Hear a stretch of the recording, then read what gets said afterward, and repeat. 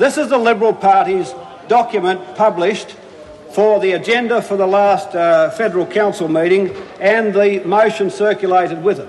This is the policy, these are the policies for the next government. Now, Mr. Speaker, by contrast, this is the Labor Party's policies. Exactly. On the same A4 paper, which is now published in this book. Order.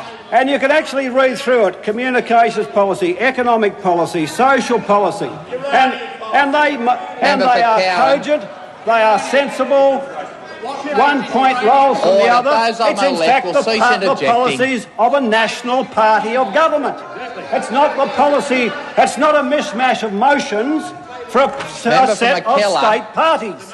Now, Mr. Speaker, I hadn't seen this document. I hadn't seen this document, but the Deputy Prime Minister showed it to me. He said, "Have you seen the Coalition's Federal Council agenda?" And he showed it to me, and I looked through it, and I said, "Yes, I've seen it. I saw it at a Labor Party conference about 1963." No consistency.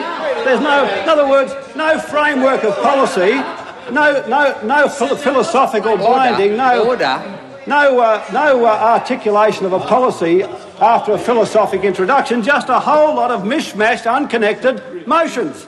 And then it goes on, another one, to define and limit the operations, listen to this from Western Australia, to define and limit the operations of the External Affairs Power.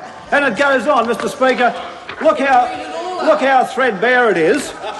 Look how threadbare it is. This is for a party supposedly heading for government, and all of this is about Commonwealth-state relations. Now, that's where, Mr. Speaker, this whole notion of a constitutional convention comes from. Your incapacity to be a national party.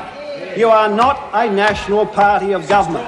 You are a party of 6 state rumps who send in these unconnected motions that are cavilling at the Commonwealth's power and Commonwealth imperatives and prerogatives. And there is no social policy, there is no economic policy. I mean, even, Mr. Speaker, I keep it in the drawer. But even the Acme Fightback, Mr. Speaker, had at least some coherence about it. I mean, I've come to love this thing, Mr. Speaker.